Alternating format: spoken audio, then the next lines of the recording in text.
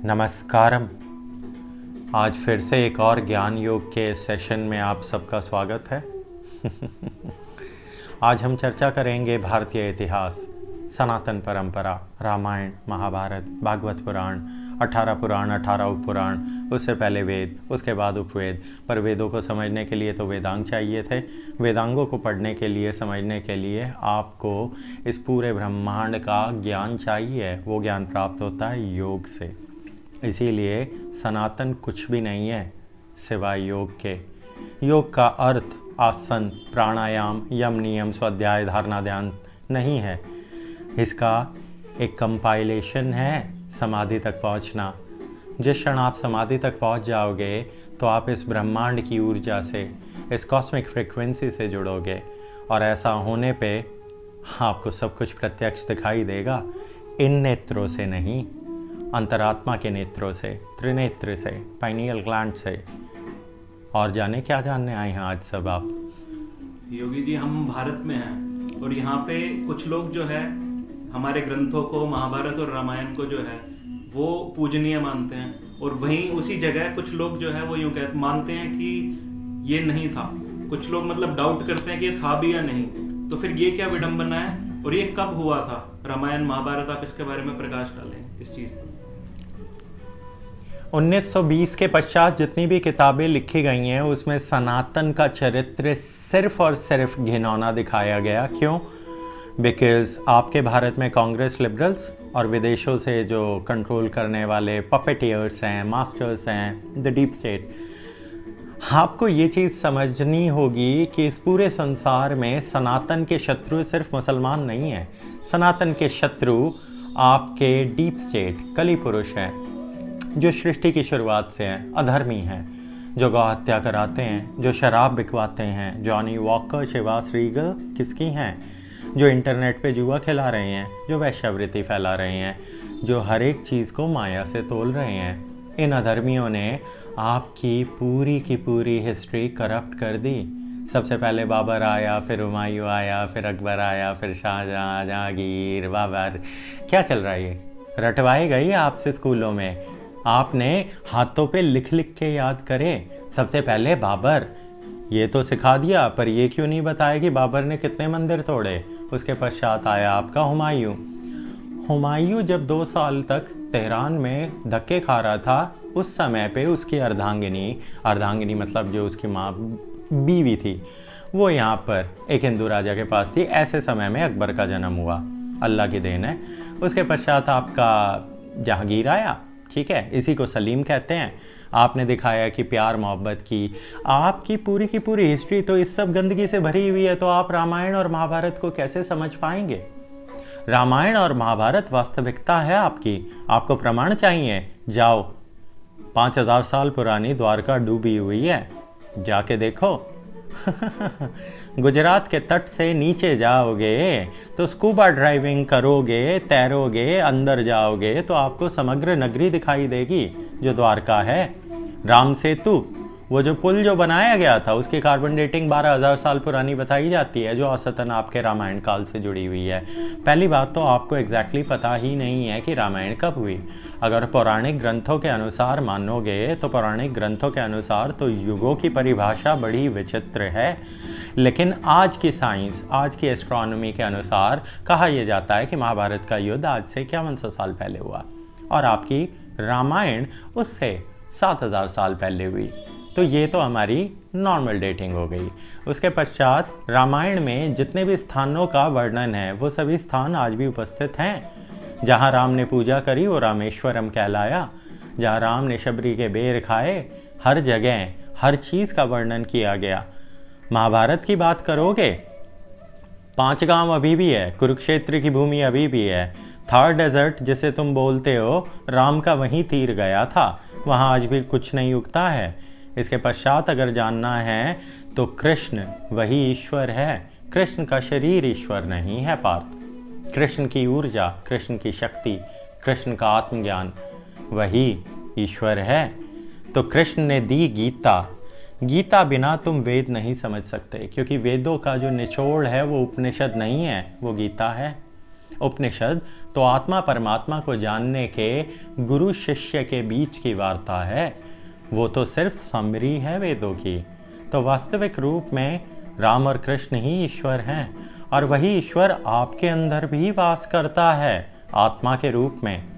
पर आप उस आत्मा को जान ही नहीं पाए, क्योंकि आपका परिचय तो आपकी वासना, आपकी तृष्णा, आपकी इच्छा, आपके शरीर से है, आपके भविष्य की चिंता से है। और जब नर नारी किन्नर कोई भी मनुष्य योनि में इस अहंकार में जिए कि उसका शरीर ही ईश्वर है, तो उससे बड़ा अज्ञानी कोई नहीं। ऐसे अज्ञानी रावण, कुंभकर्ण, मेघनाथ, ये सब कौन थे? ये वही अहंकारी थे जिन्हें लगा कि मेरा शरीर, मैं ईश्वर हूँ। ऐसे में फिर हिरण्यकश्यप का भी वध किया गया, रावण का भी करा गया, दुर्योधन का भी करा गया, और इस युग में सभी अधर्मियों का किया जाएगा। अगर ये समझ आ गया हो तो अगला सवाल पूछे। भाई रामायण जो है वो एक प्रमुख और महान ग्रंथ है, तो रामायण के बारे में कुछ हिंदुओं को ज्ञान नहीं है अभी भी, तो आप उसके बारे में बेसिक बताइए, उसका इंट्रो दीजिए हमें कि रामायण क्या है और उससे हम क्या सीख सकते हैं। चरित्र, मर्यादा। राम को क्या कहते हैं पार्थ? मर्यादा पुरुषोत्तम। वो मनुष्य के योनि में जन्म लेने वाला ईश्वर है, अवतार है नारायण का। राम ने कभी कोई छल नहीं किया, कपट नहीं किया, पाप नहीं किया। राम ने हमेशा मानवता का कल्याण करा। राम ही संस्कार है, राम ही ईश्वर है। राम के मन में हनुमान वास करता है, हनुमान शंकर का रूप है। राम ही तो शंकर था, तो वो अपनी ही पूजा कर रहा है। ये क्या बात है? इस विडंबना को जानने के लिए पहले आपको आध्यात्मिक होना होगा, वरना फिर आप उस अज्ञानता में फिर से फिसल जाओगे कि एक वानर चला सूर्य को खाने। ये तो था तुम्हारा भौतिक अर्थ। आध्यात्मिक अर्थ तक पहुंचने के लिए पहले अपने अवगुणों का त्याग करें, तपस्या करें, फिर आए हमारी शरण में। हम बताएंगे कि राम का चरित्र क्या है। तो रामायण से आप सीखते हैं कि एक मनुष्य का चरित्र कैसा हो, उसका आचार विचार कैसा हो, उसका व्यवहार कैसा हो, समाज में आप किस तरीके का जीवन बिताना चाहते हो, आपकी क्या परिभाषाएं हैं। राम ने जगत कल्याण, समाज कल्याण, प्रजा कल्याण हेतु अपनी अर्धांगिनी का त्याग करा। वो भगवान राम ने नहीं, राजा राम ने किया था। तो तुम लोगों ने उसका भी उपहास उड़ाया। तुम लोगों ने राम को अपशब्द कहे, गालियाँ दी। राम की मर्यादा जब जान लोगे तो तुम स्वयं राम को अपने से जुड़ा हुआ पाओगे। जिस क्षण तुम्हारी भक्ति सच्ची और सात्विक होगी, हनुमान जब तुम बन जाओगे, तब हम तुम्हें बताएंगे कि राम क्या है। राम मर्यादा है, राम नरोत्तम है, नरों में जो सबसे उत्तम है। राम ही ईश्वर है, रामेश्वरम, श्री राम। राम का एक नाम अनेकों नामों के बराबर है। विष्णु के 1000 नाम हैं, उन सभी की बराबरी एक सिर्फ राम के नाम का सिमरन करने से पूरी हो जाती है। अगर समझ आया तो अगला पूछे। भाई रामायण के अंदर जो है वो भ्रातृ धर्म का जो है वो अलग अलग स्वरूपों में वर्णन किया गया है। तो भ्रातृ धर्म क्या है और आज के टाइम पे किस तरह का भ्रातृ धर्म होना चाहिए लोगों के बीच, वो रामायण कैसे संदेश देती है? रामायण के ऐतिहासिक कथा अनुसार राजा दशरथ ने जब महायज्ञ करवाया, उसमें एक खीर की प्राप्ति हुई, ऋषि वशिष्ठ ने कहा था। अब तुम इसका साइंटिफिक मीनिंग पूछोगे तो हम आपसे चर्चा वेदों पे करेंगे। वेदों में आए, वहाँ है साइंस। ये पौराणिक भक्ति स्वरूप हैं जिसमें आसानी से मनुष्य समझ पाए कि ईश्वर प्राप्ति, भगवत प्राप्ति कैसे हो सकती है। तो राम ने अपने भाई के लिए क्या किया, लक्ष्मण ने राम के लिए क्या किया, भरत ने क्या किया राम के लिए, शत्रुघ्न ने क्या किया। ये जो 4 स्तंभ है, यही तो धर्म अर्थ काम मोक्ष है, यही तो पुरुषार्थ है। राम ही तो पुरुषोत्तम है, मर्यादा पुरुषोत्तम राम ऐसे ही कहलाया। लक्ष्मण राम के पीछे पीछे वनवास गया, क्यों गया? छोटे भाई का कर्तव्य यही होता है पार्थ। राम ने अपने छोटे भाइयों के लिए सब कुछ किया। हरे राम ने भरत को सिंहासन पर बैठाया, क्यों? वचन हेतु, वो पुत्र धर्म था। राम ने अपने कर्म सीता के प्रति हो या लक्ष्मण के प्रति या भरत शत्रुघ्न के प्रति, उन सभी को मर्यादा पूर्वक कर्म पूर्वक, नीति पूर्वक, धर्म पूर्वक पूरा किया। ये राम है। लक्ष्मण स्वयं नारायण है। अब आप कहोगे कि राम भी नारायण तो लक्ष्मण भी नारायण।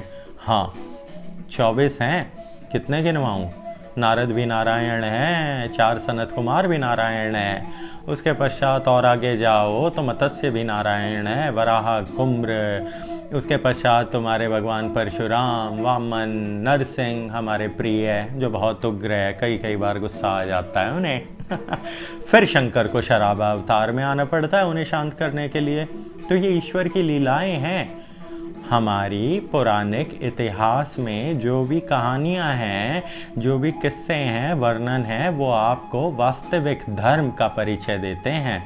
आज के समय में अगर आपके बड़े भाई पे कोई अधर्मी, कोई मलीच आकर हमला करे और छोटा भाई खड़ा तमाशा देखे, तो वो छोटा भाई कहलाने योग्य ना रहे। और अगर बड़े भाई के सामने छोटे भाई के साथ उद्दंडता या पाप हो और बड़ा भाई शांत रहे, तो वो बड़ा भाई नहीं, नपुंसक कहलाए। इसी तरीके से इन चारों भाइयों से आप भ्रातृ धर्म सीखते हो। ऐसे और भी भाई हुए हैं, लेकिन उनका हम नाम नहीं लेना चाहते अभी। जानते ही हो आप। दारा शिको जानते हो, औरंगजेब, मुराद, सुजा, याद है ये? क्या हुआ था इनका? वो ढूंढ लेना, पता लग जाएगा। तो हमारे लिए ईश्वर राम है, जिसने हमें मर्यादा सिखाई, जिसने हमें धर्म सिखाया, जिसने हमें ये सिखाया कि एक भाई का भाई के साथ क्या धर्म है। एक मनुष्य का अपनी माँ के प्रति, अपने पिता के प्रति, अपने पिता को वचन दिया जो कि गलत था। पिता ने जो मांगा वो गलत था, वो नीति विरुद्ध था। लेकिन राम ने जो किया वो पुत्र धर्म था। पुत्र धर्म क्या कहता है? हमारे सामने अगर आप हमारे पिताश्री पे हमला करोगे और आप जीवित चले जाओ तो हम नपुंसक कहलाए। और नपुंसकता का प्रमाण देना क्षत्रियों की मर्यादा नहीं। क्षत्रिय वो है जो धर्म के लिए बलिदान दे, समय आने पे वध भी करे। तो राम ने पूतना, ताड़का, मारीच कितने वध किए? पूतना कृष्ण ने मारी, सबसे पहली नारी। उसके पश्चात राम ने भी सबसे पहली ताड़का की ही दूसरे लोक में नैया उतारी। तो अब तुम कहोगे कि तुम्हारे कैसे भगवान है, ये तो औरतों को मारते हैं। जब राम ने ताड़का का वध किया तो पौराणिक ग्रंथों के अनुसार विश्वामित्र के आश्रम में जाके वो ऋषि मुनियों को जलते हुए हवन कुंड में यज्ञ में डाल के मार रही थी। विश्वामित्र सहयोग सहायता मांगने गए। ऋषि वशिष्ठ उनके मित्र थे, पहले शत्रु थे, उस पुरानी कथा में बाद में जाएंगे। तो ऋषि वशिष्ठ उन्होंने आदेश दिया राम और लक्ष्मण को जाके कि राक्षसों का वध करो। तो जिस क्षण ताड़का सामने आई, ताड़का के चलने से जमीन कांपती थी, ऐसा प्रतीतात्मक स्वरूप है। अब फिर आप कहोगे कि हैं अर्थक्वेक आ रहे हैं। भैया, हमारा इतिहास अलंकृत रूपों में लिखा गया है जिसका भौतिक अर्थ मूर्खता पूर्वक अज्ञानी नहीं समझ पाएंगे। पहले दैविक और आध्यात्मिक अर्थों तक आए। तो राम ने अपना उसी क्षण धनुष त्याग दिया और कहा कि हे भगवान विश्वामित्र, ये मुझसे आप क्या पाप करवा रहे हैं? आप मुझसे एक नारी, एक स्त्री का वध कराएंगे। विश्वामित्र बोले, मूर्ख बालक, सिर्फ आयु की ही अज्ञानता दिखा रहा है या फिर तू अपनी कही हुई बातों को वास्तविक रूप में जान ही नहीं पाया? वशिष्ठ ने तुझे क्या सिखाया कि नारी और बच्चों पे हम क्षत्रिय वार नहीं करते, बूढ़ों पे भी नहीं करते। तो फिर अर्जुन ने भीष्म को क्यों मारा था? उसके पश्चात राम ने अपना धनुष उठाया और एक बाण में ताड़का का नरसंहार कर दिया। मार दी सबसे पहली औरत, मार दी। सबसे पहला वध औरत का ही किया। औरत, औरत का अर्थ फारसी में वो होता है कि कोई एक ऐसी स्त्री जो अपने शरीर को, अपनी योनि को आपको उपयोग करने दे, उसके बदले पैसे ले, महर।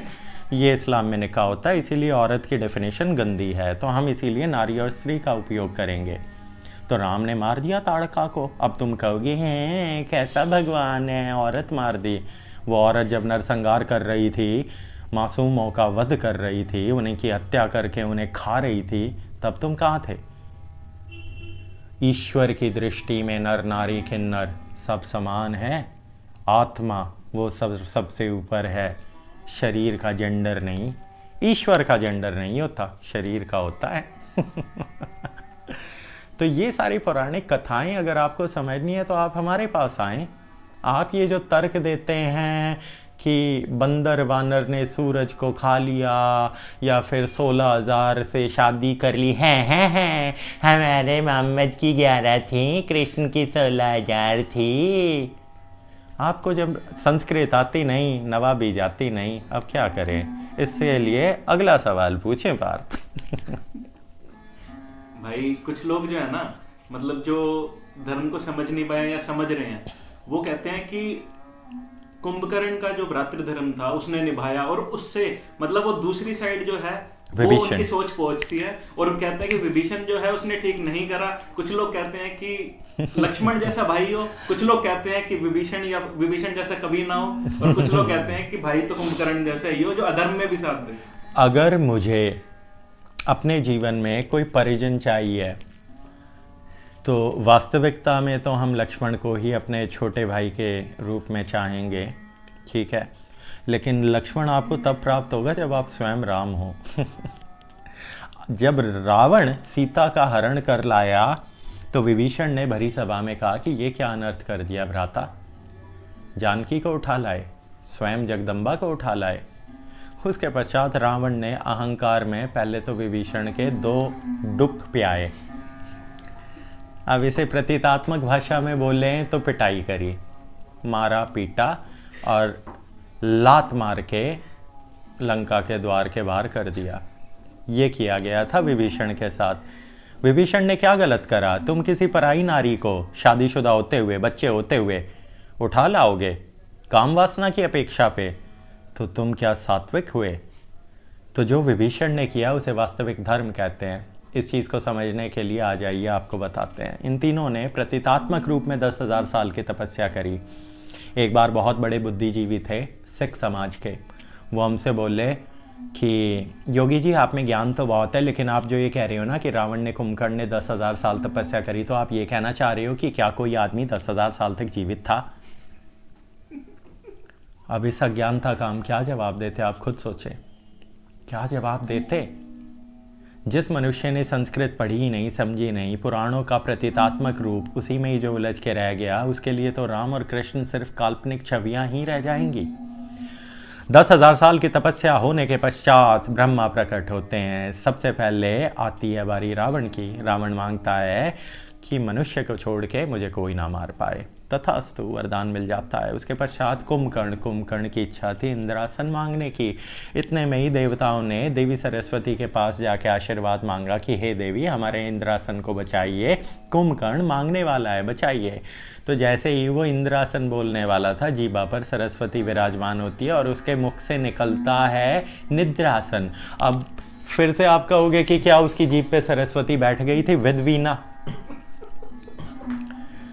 आपकी ये जो वाणी है ना, ये विशुद्धा चक्र से नियंत्रित होती है। इस विशुद्धा चक्र को नियंत्रित करने वाली जो ज्ञान की देवी है उसे सरस्वती कहते हैं। तो जो मनुष्य अपने मुखमंडल से शब्दों का उपयोग करके ज्ञान का आवागमन करता है, उसके उस शरीर में उस क्षण पे सरस्वती की ऊर्जा जागरूक होती है। सरस्वती ने चुटकी बजाई और इंद्रासन को निद्रासन के रूप में कहलवा दिया। ये चीज़ तुम्हें समझ आई नहीं तो तुमने इसका भी उपहास उड़ाया। तो कुंभकर्ण ने कहा इंद्रासन, निकला निद्रासन, और ब्रह्मा पहले से प्लानिंग करके आए थे। उन्होंने कहा तथास्तु।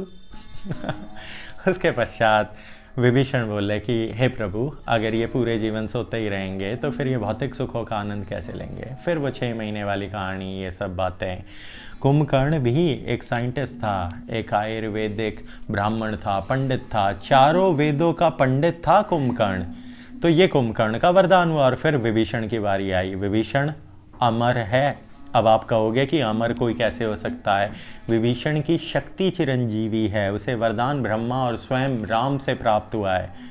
विभीषण ने क्या वरदान मांगा? तुम सब लोग, ये कोई उर्वशी मांग लेगा, कोई इंद्रासन मांग लेगा, कोई पशुपतास्त्र मांग लेगा, कोई ब्रह्मास्त्र मांग लेगा। विभीषण ने क्या मांगा? हे परमपिता ब्रह्मा, हे जगत रचयिता, मैं हमेशा धर्म के पथ पे रहूं। किसी भी परिस्थिति में मेरे हाथों से अधर्म ना हो, कभी भी मैं नीति विरुद्ध कार्य ना करूं, सिर्फ यही आशीर्वाद चाहिए मुझे आपसे। तो ब्रह्मा की आंखों से अश्रु निकल आए, क्योंकि आज तक सभी राक्षसों ने अपने वरदान में सिर्फ स्वार्थ सिद्धिकरण मांगा था पार्थ। पहली बार ऐसा हुआ कि किसी ने जगत कल्याण और धर्म के पालन हेतु वरदान मांगा। तो ब्रह्मा ने कहा तथास्तु चिरंजीवी भवा और बिना मांगे वो अमर हो गया। अब पौराणिक ग्रंथों के अनुसार कहा यह जाता है कि नीचे के जो लोक हैं उनमें से एक लोक के राजा विभीषण हैं, और पोंगल ओनम ये जो त्यौहार तुम मनाते हो ओनम पे वो आते हैं मिलने। 8 चिरंजीवी शक्तियाँ हैं वो इसी स्वरूप से हैं, और जय हो मोदी जी की, उनको उसी का आशीर्वाद प्राप्त है। तो ये हुई विभीषण की बात। इसीलिए विभीषण की पैरों के धूल के बराबर भी नहीं है जो मनुष्य ये कहे कि घर का वेदी लंका ढाए। विभीषण ने धर्म का पालन करा। तुम दूसरों की औरतों को उठा लाओगे बलात्कार करने हेतु तो तुम पापी कहलाए। जो मनुष्य गलत काम में अपने भाई का साथ दे तो वो भी दोषी कहलाए। इसी कारणवश कुंभकर्ण का वध किया गया, इसी कारणवश मेघनाद का वध किया गया। तो अपने आप को अहंकार के और अज्ञानता के चश्मे से उतार के अंतरात्मा से देखोगे वास्तविक सत्य क्या है, तभी तो जान पाओगे कि विभीषण पूजनीय है। घर का वेदी लंका डाए। लंका वाला कर क्या रहा था ये तो पहले आप एक बार हमें भी बताएं और पूछें पार्थ। भाई ये जो लंकापति हैं, कुछ लोग क्या करते हैं कि रावण को आइडल बना लिया, कुछ लोगों ने उनकी पूजा कर रहे हैं और कह रहे हैं कि महान पंडित थे वो, और उन्हीं को मतलब जो है एक मेन फिगर लेके चल रहे हैं अपनी लाइफ में। तो वो चीज ठीक है या फिर भगवान राम से वो दूर हो रहे हैं, ऐसा क्यों? रावण कौन था पार्थ? नारायण की जो लीलाएं हैं ना वो आम मनुष्यों की बुद्धि से परे हैं। नारायण ने लीला रची। नारायण ने अपने ही स्वरूपा नारद को कहा जाओ सनत कुमारों को भेजो। उस समय भेजना जब मैं निद्रा में हूँ, आराम कर रहा हूँ, विश्राम कर रहा हूँ। तो 4 सनत कुमार, सनत, सनातन, सनानंदन, सनत कुमार, ये चारों आते हैं। ये ब्रह्मा के पुत्र हैं, अजर अमर है, बाल्यावस्था में ही रहेंगे। ये श्राप है। अब इसका मीनिंग मत पूछिएगा, अभी हम आपको भक्ति योग सिखा रहे हैं। ये भक्ति योग की वार्ता है। अगर चर्चा करनी हो ज्ञान योग पे फिर कभी आना। तो 4 सनत कुमार आते हैं। नारद कहता है तो जय विजय जो द्वारपाल है, जो देव हैं, जो विष्णु के द्वारपाल है नारायण के, वो उन्हें रोक देते हैं और कहते हैं कि कहाँ जा रहे हो बालको। उनके लिए तो वो बालक ही है क्योंकि वो शरीर से परिचय ले रहे थे। सनत कुमारों ने कहा कि हम नारायण से मिलने आए हैं, अपने ईष्ट से मिलने। तो जय विजय कहते हैं कि नहीं नहीं, वो अभी विश्राम कर रहे हैं, फिर आना। तो सनत कुमारों को क्रोध आता है और वो कहते हैं कि दुष्ट उद्दंडी, इतना अहंकार, देव योनि में जन्म लेने के पश्चात तुम एक भक्त को उसके इष्ट से मिलने से रोक रहे हो। नारायण की यही लीला थी। नारायण ही चाहते थे कि जय विजय को श्राप मिले। अब वो श्राप क्या था ये जाने। श्राप ये था कि या तो तुम 7 जन्मों तक मनुष्य योनि में जन्म लोगे और नारायण की भक्ति करोगे, या फिर 3 जन्म नारायण के शत्रु के रूप में जन्म लोगे, उसी के हाथों से मृत्यु प्राप्त करोगे और फिर वापस नारायण की शरण में आओगे। ये नारायण की रिक्वेस्ट करने पे कहा था उन्होंने। तो ये जो तीन जन्म है, सबसे पहला कौन था? हिरण्याक्ष, हिरण्यकश्यपु यही जय विजय थे। उसके पश्चात रावण और कुंभकर्ण, उसके पश्चात दुर्योधन कौन है? नहीं, शिशुपाल, दत्ताव्रत, हाँ वो हैं। इस प्रकार ईश्वर की लीलाएं चलती रहीं और रावण, कुंभकर्ण ये दोनों के दोनों उसी ऊर्जा शक्ति के स्रोत थे जो युग परिवर्तन की लीलाओं में जरूरी थे। हिरण्याक्ष और हिरण्यकश्यपु का वध करने के लिए वराह अवतार और नरसिंह अवतार लिया गया। कुंभकर्ण और रावण को मारने के लिए राम को आना पड़ा। शिशुपाल को मारने के लिए कृष्ण को आना पड़ा। अरे भैया, राम कौन है, कृष्ण कौन है, नरसिंह कौन है, वराह कौन है? वही नारायण तो है। अरे वही नारायण ही नारद है। अरे वही नारायण ही सनत कुमार है। तो ये नारायण है कौन? पार्थ। नारायण तुम्हारी बुद्धि से परे है। और जाने भाई, रामायण के अंदर जो है वो वर्णन मिलता है स्त्रियों का अलग अलग श्रेणियों में, कि एक तो शूर्पणखा है, एक शबरी है, एक माता सीता है।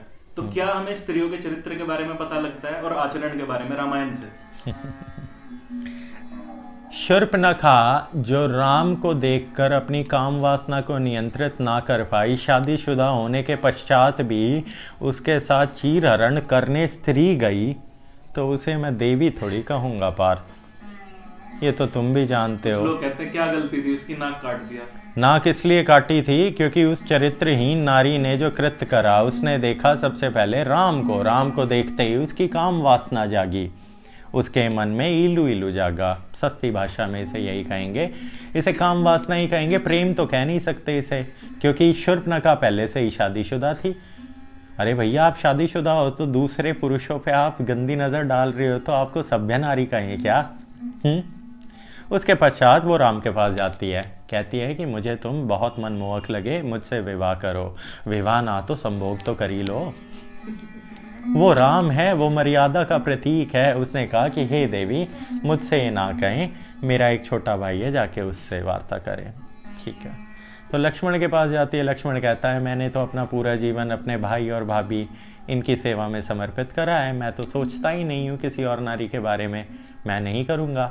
तो अब जैसे ही लक्ष्मण और राम दोनों ने शूर्पणखा को ना बोल दिया, तो उसने देवी सीता, माँ सीता को देखा और देखा कि इतनी सुंदर नारी, तो इसी की वजह से इन लोगों ने मुझे ना बोला है। और वो चली तलवार लेके माँ सीता की तरफ। तब नाक काटी थी पार्थ, नाक काट दी, नाक काट दी, नाक काट दी। बिना जाने अज्ञानता में अपनी विचारधाराओं पे तुमने रावण को पूजनीय बनाया। रावण को पूज रहे हो तो विभीषण को भी तो पूजो, क्योंकि रावण, विभीषण और कुंभकर्ण तीनों चारों वेदों के पंडित थे। रावण बहुत बड़ा संगीतकार भी था, शिव तांडव स्तोत्रम भी गाया, लेकिन रावण बहुत बड़ा बलात्कारी भी था। अब क्यों था ये जानो। रावण का सौतेला भाई है कुंभकर्ण, कुबेर। कुंभकर्ण असली है केकशी से। तो अब कुंभकर्ण का एक पुत्र है, उसे बोलते हैं नल कुबेर। ये अब आप जान ही गए होंगे, यक्ष और गंधर्व ये भी देवयोनियों में काउंट होते हैं, उच्च लोकों में।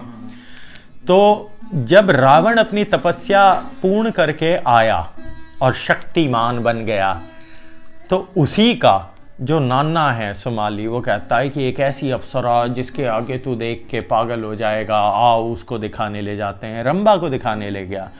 रंभा कौन थी? रंभा नल कुबेर की अर्धांगिनी अप्सरा है। नल कुबेर कौन है? कुबेर का पुत्र है। कुबेर कौन है? रावण का सौतेला भाई है। रावण ने उसके कपड़े उतार दिए थे बेटा, जाके पढ़ो, रावण के कृत्य जानो, रावण ने कितने पाप करे हैं, रावण ने कितने बलात्कार करे हैं, रावण ने कितने अधर्म करे हैं। ताड़का को विश्वामित्र के आश्रम में ऋषि मुनियों की हत्या करने रावण ने ही भेजा था। उस रावण को पूज रहे हो? अगर पूजना है तो वेदों को पूजो ना मूर्खो, वेद ही तो ईश्वर का ज्ञान है। और अगर पूजना है तो विभीषण को पूजो, ताकि तुम अपने जीवन में रावण और कुंभकर्ण जैसे नीच कृत्य ना करो। और अब आ जाते हैं कुंभकर्ण की बारी पे।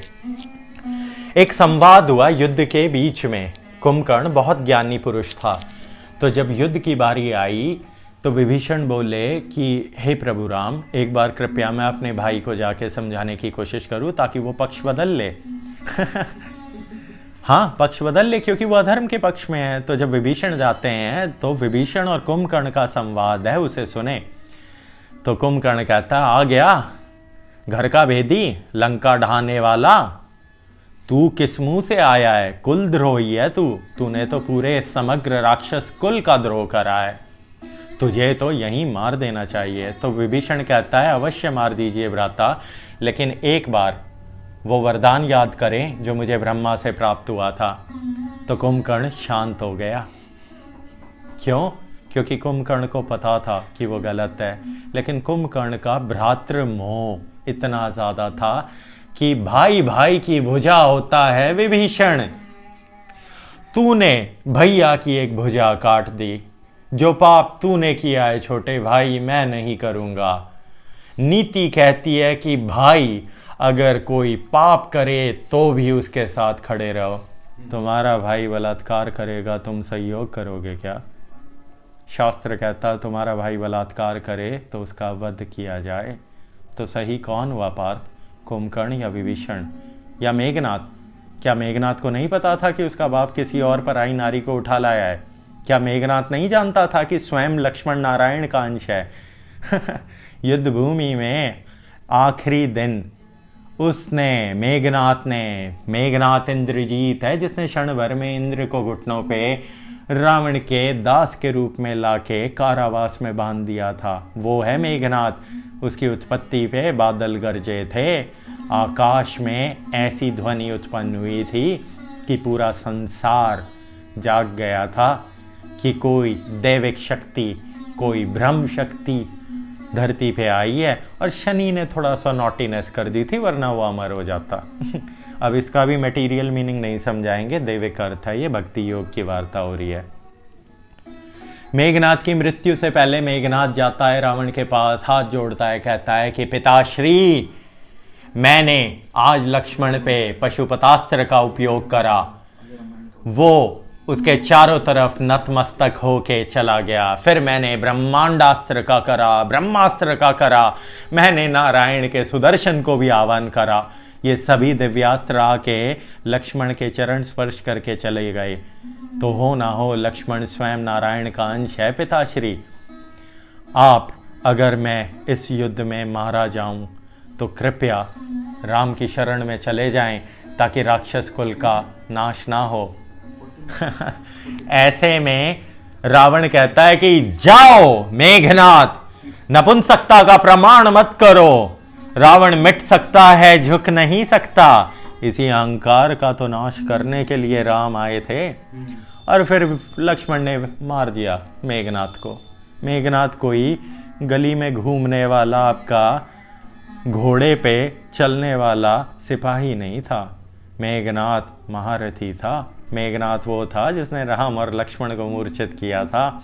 मेघनाथ वो था जो निकुंबना देवी की साधना पूर्ण हो जाती तो अमर हो जाता था।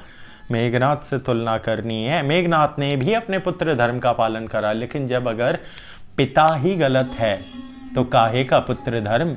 अगर तुम स्वयं अधर्म के पक्ष में खड़े हो, कर्ण की मृत्यु क्यों हुई? कर्ण का वध हुआ है। कर्ण ने अधर्म का पक्ष चुना।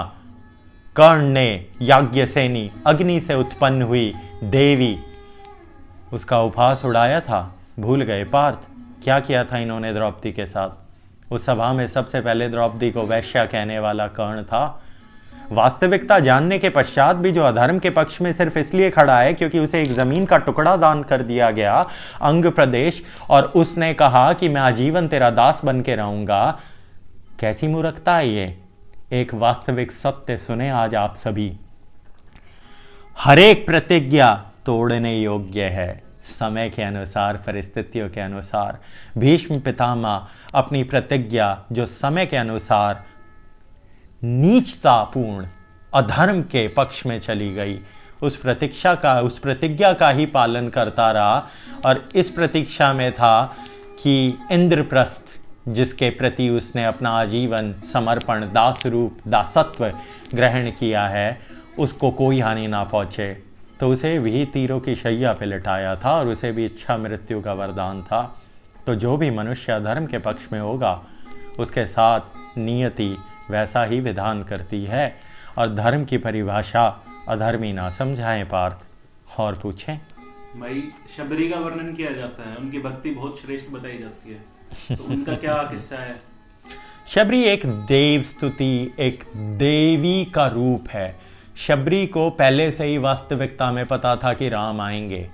और कोई ये झूठे पूटे बेर, ये तो कहानियाँ, ये जो तुम्हारी रचित है, इनके अलंकार स्वरूप है। तुलसीदास ने आपकी रामचरितमानस लिख दी, वाल्मीकि में वर्णन है, झूठे बेर खाए नहीं खाए। शबरी किस कास्ट से थी, किस जात से थी, किस ट्राइब से थी, अछूत थी नहीं थी?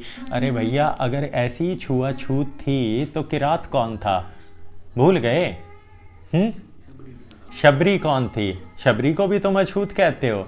शबरी एक देवी थी जिसने अपनी साधना से अपने ईष्ट को पूजा।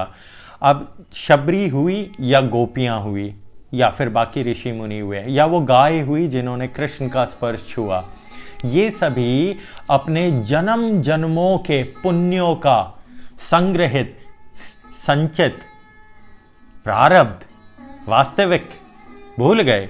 आपके संचित कर्म क्या हैं? आपके पिछले जन्मों में जो जिन जिन ऋषि मुनियों ने अखंड पुण्य प्राप्त करे, उन लोगों ने ईश्वर के समीप अगला जन्म प्राप्त करा। सभी वानर उन्हीं देवताओं का अंश हैं, शबरी उन्हीं ऋषि मुनियों का अंश है, ये सभी गोपियां। अरे मूर्खो, तुमने कितनी अभद्र बातें फैलाई कृष्ण के बारे में। वो सभी गोपियां उसे पुत्र के रूप में पूछती थी। कब पूछती थी? 13 साल से पहले की आयु में। उसके बाद तो वो छोड़ के चला ही गया था। तुम लोगों ने कपड़े उठाने वाला बलात्कारी बनाया उसे। तुम लोगों ने, तुम अधर्मियों ने, तुम सबका नाश करेंगे। तो शबरी एक देवी है जिसने अपने पिछले जन्मों के जन्म जन्मांतर के संचित पुण्यों के स्वरूप में राम के दर्शन और राम की भक्ति इतनी करी कि राम ने स्वयं दर्शन दिए। इसी प्रकार बाकी ऋषि मुनि गोपियां बन के कृष्ण के पीछे नाच रहे थे। अब तुम लोगों को वो रास लीला लगती है। अरे वो रसिया है, लेकिन उसकी लीला समझने के लिए पहले भक्ति तो करो। और वो भक्ति जो स्वार्थ की है, उसे वास्तविक भक्ति ना समझो। वास्तविक भक्ति बहुत परे है तुम्हारी बुद्धि से।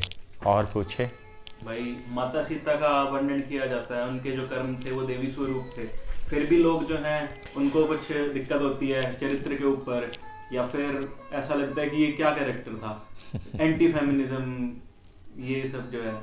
तो ये क्या, अब बताएं। सीता स्वयं आदि शक्ति है, जगत जननी है। जानकी को तुम जान ही नहीं पाए। कौन है वो? सीता देवी पराशक्ति है।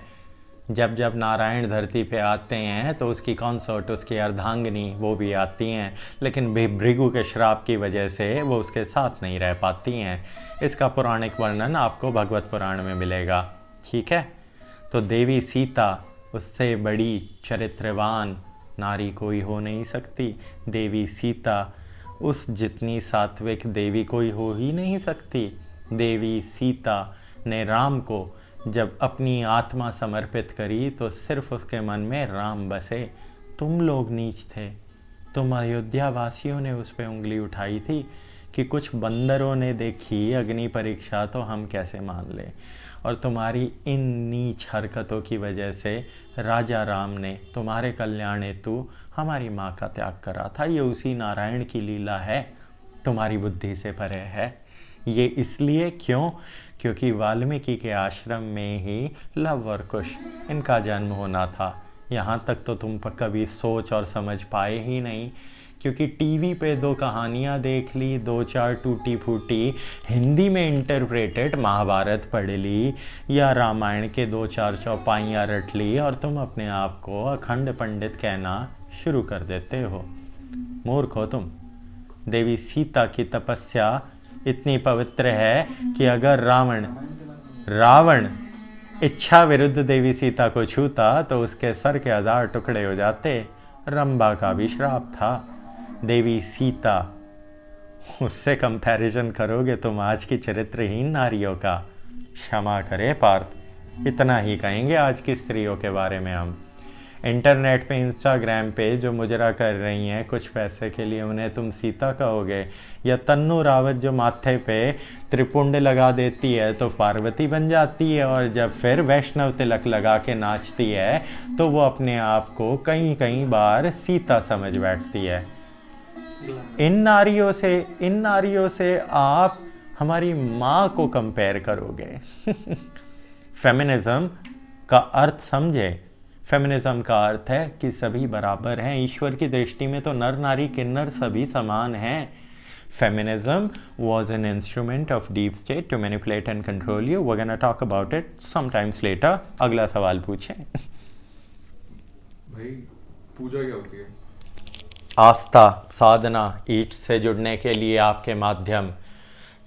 जप, तप, यज्ञ, याग, नियम, स्वाध्याय, धारणा, ध्यान, समाधि, ये सब तपस्या के अंग है। ये सब पूजा है, और सबसे पवित्र पूजा है ये।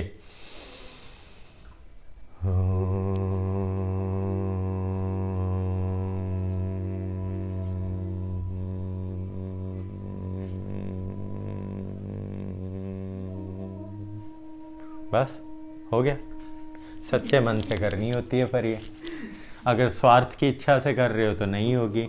कुछ चाहिए कि हे प्रभु, हे गणपति बापा, जय बाबा की, खाटू श्याम बाबा आईफोन दुआ दे, लैपटॉप दुआ दे, किले बिकवा दे, उसे पूजा नहीं कहते। या घंटी बजाना या लड्डू गोपाल के कपड़े बदल के दिखाना और गली के कुत्ते को 2 लात मार के दिखाना, इसे पूजा नहीं कहते, इसे भक्ति नहीं कहते, इसे ढोंग कहते हैं। मुझे कोई फर्क नहीं पड़ता, मम्मी चिकन बनाती है, मैं चिकन खाता हूँ, घर में ही राधा रानी है, हमारे घर में राधा गोविंद जी हैं, मैं ब्रह्म मुहूर्त में उठता हूँ, स्कूल नहीं जाता हूँ, रील बनाता हूँ और दुनिया का मूर्ख भी बनाता हूँ। इसे भक्ति कहोगे पार्थ? क्या ये तुम्हारी पूजा है? हो गया जवाब पूर्ण। पूजा क्या है? और पूछें। भाई रामायण के बारे में हम चर्चा कर रहे थे, तो ये देखा जाता है कि भगवान राम जो है वो यात्रा करते हैं और तट पे पहुंचते हैं समुद्र के, और फिर वो भगवान शिव का आवाहन और आराधना करते हैं। ऐसा क्यों? शिव का आह्वान इसलिए किया गया था क्योंकि शिव को प्रसन्न करना था, सभी देवताओं को प्रसन्न करना था। समुद्र से राह मांगनी थी तो पहले वरुण देव का आह्वान किया गया। वरुण देव की उपस्थिति होने के पश्चात उन्होंने आदेश दिया कि समुद्र देव की पूजा की जाए। 3 दिन तक रामायण के स्वरूप में, रामायण की परिभाषा के अनुसार 3 दिन तक रामेश्वरम में एक शिवलिंग बनाकर राम ने तपस्या करी। समुद्र देव प्रकट नहीं हुए तो राम को क्रोध आया। राम ने अग्नि अस्त्र निकाला और कहा कि हे उद्दंडी, आज तुझमें इतना अहंकार आ गया कि तू स्वयं नारायण को प्रतीक्षा कराएगा। समुद्र देव क्षण भर में प्रकट हुए। क्षमा भगवान, पर आपकी इस लीला के लिए मैं प्रकृति के नियम तो नहीं बदल सकता। समुद्र के 2 हिस्से थोड़ी होंगे। हाँ, नोआज आर्क थोड़ी है कि मोसेस अपने यूं फाड़ देगा समुद्र को बीच में से। ये भी एक पौराणिक कथा है, लेकिन हमारी नहीं है, बाद में चर्चा करेंगे। तो समुद्र देव उपस्थित होते हैं। उसके पश्चात जब अग्नि अस्त्र धारण हो चुका तो एक बार शस्त्र संधान, अस्त्र संधान, दिव्यास्त्रों का संधान हो गया तो वो वापस नहीं जाता तरकट में। तो उस तीर को थार डेजर्ट की तरफ छोड़ा गया था, जहाँ आज भी कुछ नहीं उगता है। जाके देख लेना, प्रमाणिक हैं इसके, मिल जाएंगे। You will find essence of radiation till today. उसके पश्चात आ जाता है फिर से। तो फिर समुद्र देव कहते हैं कि राम का नाम इतना पवित्र कि राम की सेना में 2 सबसे बड़े विश्वकर्मा के पुत्र हैं, नल और नील। विश्वकर्मा हमारे रचयिता, हमारे शिल्पकार, हमारे अस्त्र बनाने वाले, हमारे महल बनाने वाले भगवान हैं। उनके पुत्र स्वरूपा नल और नील इंजीनियर्स थे। उन लोगों ने अपनी इंजीनियरिंग स्किल से वो पुल बनाया है। लेकिन उस पुल का जब वर्णन किया गया वाल्मीकि और तुलसीदास के रामायण में, तो उसमें ये कहा गया कि राम लिखा और पत्थर तैर गया। वास्तविकता में पुल तो वास्तविक है, जाके चढ़ लो उस पर, अभी भी है उसके अवशेष। लेकिन तुमने क्या करा? तुमने हमारे राम के बनाए हुए पुल को अपना बताया और कहा ये एडम्स ब्रिज है। भैया एक चीज़ बताना, ये एडम बाबू, ये तो ईसा मसीह और उधर वाला सीन था, ये यहाँ कैसे आ गए? अरे नहीं नहीं, ये एडम ही तो मनु है। अरे भैया, मनु ने पुल बनाया था क्या? खुद कॉन्ट्राडिक्ट हो रहे हो, फंस जा रहे हो। तो राम का पुल प्रॉपर इंजीनियरिंग मैकेनिज्म से बना हुआ है। ना मानो तो रामेश्वरम जाओ और जरा डुबकी लगाओ और खुद जान जाओ। और पूछें भाई, आखिरी सवाल जो है वो ये होगा कि हनुमान जी को हम भूल नहीं सकते याद करते हुए राम जी का नाम या फिर रामायण, तो फिर उनका क्या योगदान था और वो कौन थे, उनका परिचय क्या है और वो हमें कैसे पहुंचाते हैं परमात्मा की ओर? जब जब ईश्वर धरती पे मानवता का कल्याण करने आते हैं तो बाकी सभी देवता उनकी सहायता करने आते हैं, फिर चाहे कोई भी युग हो, कोई भी युग हो। अब इस चीज़ को समझने की कोशिश करें। जब देवताओं का और असुरों के साथ संग्राम हुआ था, वो सबसे पहला सतयुग का युद्ध। उसके बाद तुम्हारा कौन सा? त्रेता, द्वापर, कलयुग। त्रेता के युद्ध में समग्र वानर कौन थे? भूल गए? हाँ, सूर्यपुत्र कौन था पार्थ? सूर्यपुत्र थे सुग्रीव। इंद्र का पुत्र बाली था, वानर राज बाली। ठीक है। उसके पश्चात नल नील विश्वकर्मा के, और पवन पुत्र हमारे हनुमान थे, जिनके गुरु सूर्य हैं। कर्म पिता, प्रतीकात्मक, मेटाफोरिकल। अब फिर लोगों ने इस पे भी एक बड़ी आपत्तिजनक घिनौनी बात करी। उन्होंने ये कहा कि आपके जो ये देवी देवता हैं, इनके साथ आपकी ये स्त्रियां, नारियां, देवियां ये संभोग करती थी। ये उद्दंडता तुम अधर्मी नीचों ने की है। तुमने ये कहा कि कुंती ने उन सभी देवताओं के साथ संभोग किया था। अच्छा, वो देवता है। कुंती ने पांडु के साथ बैठ के यज्ञ किया था और दुर्वासा के दिए हुए मंत्र की शक्तियों से उन देवताओं की ऊर्जा उसके गर्भ में धारण होती थी। तो जब तुम जान ही नहीं पाए कि वास्तविकता है क्या, तो तुम्हारी बुद्धि में तो हनुमान वानर ही कहलाया। हनुमान स्वयं रुद्र है, अष्टरुद्र, शंकर, पंचमुखी हनुमान। हनुमान की भक्ति से सर्वश्रेष्ठ किसी की भक्ति नहीं। हनुमान ने सीना चीर के दिखाया कि राम उसके मन में ही समाया। अब फिर कहोगे कि फाड़ के दिखा, नहीं, वो प्रतीकात्मक है, मेटाफोरिकल है, उसे लिखा ही गया है इस तरीके से ताकि तुम समझ सको कि अगर मैं अपना हृदय चीर के दिखाऊं तो भी तुम्हारा नाम लिखा पाए, राम और सीता। इसीलिए सिया राम पूजनीय हैं। जो हनुमान की सच्ची भक्ति करेगा वो स्वयं नारायण तक पहुंचता है। अब नारायण ही तो राम है, राम ही हनुमान है। इसका मतलब हनुमान खुद की भक्ति कर रहा है। हाँ, क्यों नहीं आया ना समझ? इसी को ट्रिनिटी बोलते हैं। अंग्रेजों ने ये भी चुराया हुआ है। तो हनुमान की भक्ति वास्तविकता रूप में सत्य है। हनुमान की भक्ति ही दैविक भक्ति है। हनुमान की भक्ति ही निस्वार्थ भक्ति है।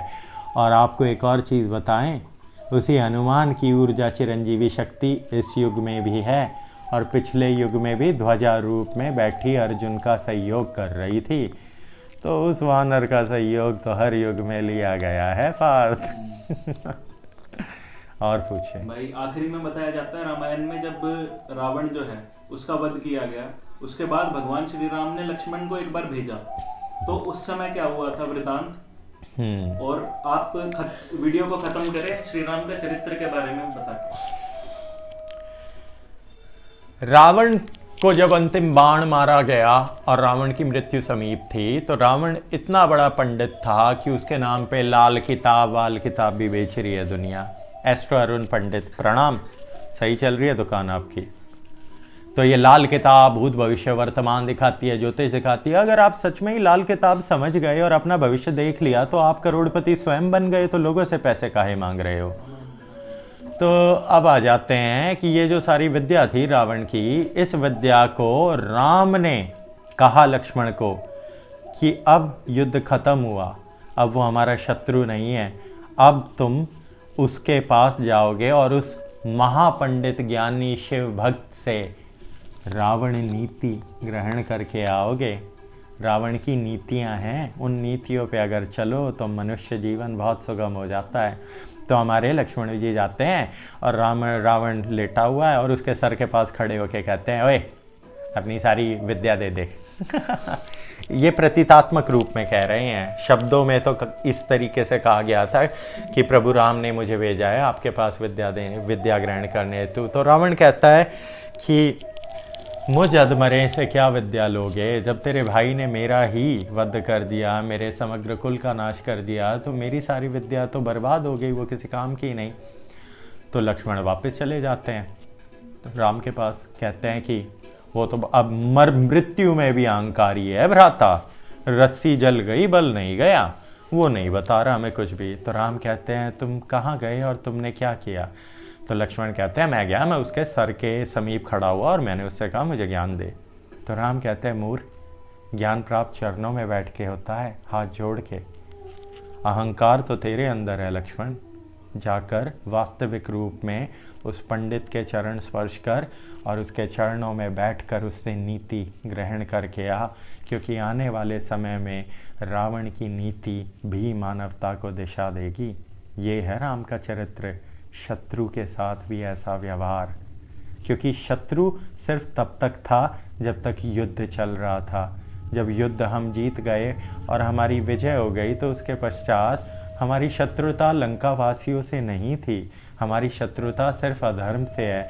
हमारी शत्रुता इस्लाम से नहीं है, मुसलमान से नहीं है। हमारी शत्रुता गज़वाए हिंद से है। हमारी शत्रुता मंदिरों को तोड़ के उन पे गुंबद बनाने से है। हमारी शत्रुता गौ हत्या से है। हमारी शत्रुता अपनी बेटी से संभोग करने से है। हमारी शत्रुता विदेशी कंपनियों से है। हमारी शत्रुता चीन से है। हमारी शत्रुता डीप स्टेट से है, अधर्म से है। यही सब तो अधर्म के प्रतीक हैं। तो राम को पूजें, हनुमान को पूजें, जाने कि राम ही चरित्रवान ईश्वर है। जय जय श्री राम।